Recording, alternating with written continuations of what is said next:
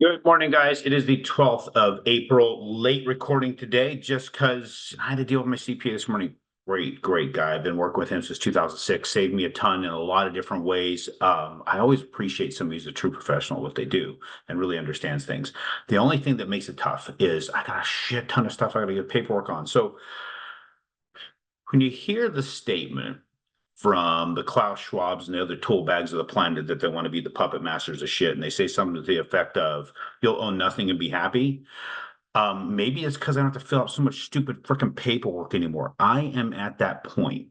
Just you reach points in your life, you're like, I am so tired of a document for this, a document for that. Yeah, there's not a damn thing I can do without having to fill out some bullshit document for it.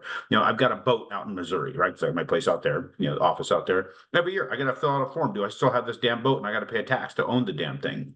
I think that also goes towards the registration. But son of a bitch, every time I turn around, somebody wants you to document something, some form. And now when it comes to tax documents, I mean, you can say what you want about taxes. We can all bitch about the fact. I mean, if you really want to get into the realities, they're freaking illegal. Yeah, they're bullshit. We're not even supposed to be paying them, but it is what it is, and it's what we've got. And it's a complete pain in my ass. It'd be one thing if we were paying our taxes is going to actually pay for stuff to help us, improved infrastructure, making sure things are working, paying for to keep the social order the way we have structured it. But no, it's not doing that. We know that, and that's why it makes it so damn hard to go in every year with a stack of crap to explain all this stuff and show what came in, what went out, why I shouldn't have to pay on this thing.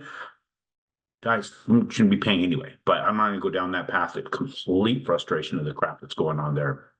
But let's get into what's going on in the markets right now. So this last week, we had the readings come in with respect to the economy, and of course, it's a massive punch in the face. And the other part of it, when the Fed's talking, Jerome Powell had made a comment that we may not see any interest rate drops this year. Well, the market had originally in 2023 that, well, we're projecting 6 to 7 rate cuts in 2024 because all the circumstances are looking better. 2023, the end of 2023, was literally made to look way better than it really was. All that through that time, trying to claim the markets were better, the economy was better, they were doing all these things for jobs and we're taking care of people, and they ain't doing anything. Literally just completely gaslighting and bullshitting out on the headlines and just sticking it to everybody in the back of the room, right? So when you get to that point and things start to come out, we see this massive hit start to impact what's happening in the market. Now, why does interest rates not going down have the effect that it did? Now, let me just show you what effect it had, because it was pretty significant, really significant, in fact. Because the market priced it in. I talked about this previously. The market priced in multiple rate cuts.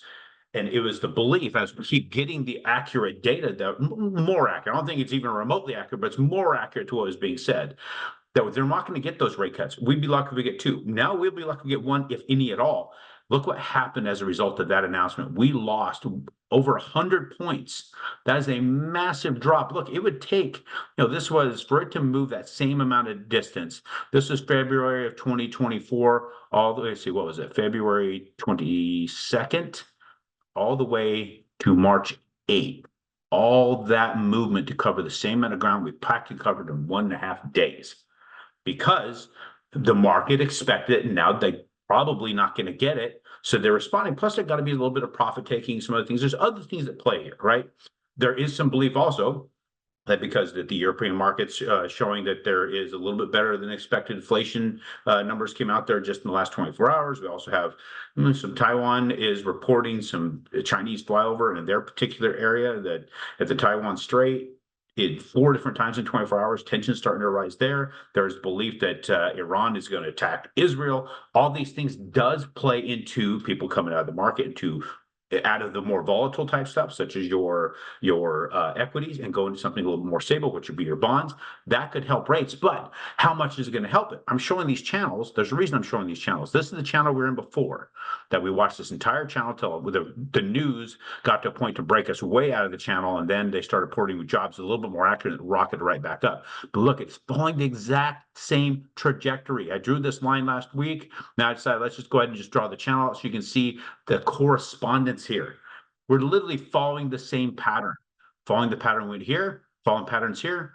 The pattern is the same. So there is something that the market will do based upon the way things are in the world. Those who trade in this, those who put their money into these pools and expect a return on investment, they will do things at a certain pace and in certain ways with price action. This is what we're looking at, is really more price action than anything, in my opinion. I mean, I could be wrong on how this is, but there is some geopolitical stuff that kicks in. But when I look at the price action, I can reasonably guess where it's going to go.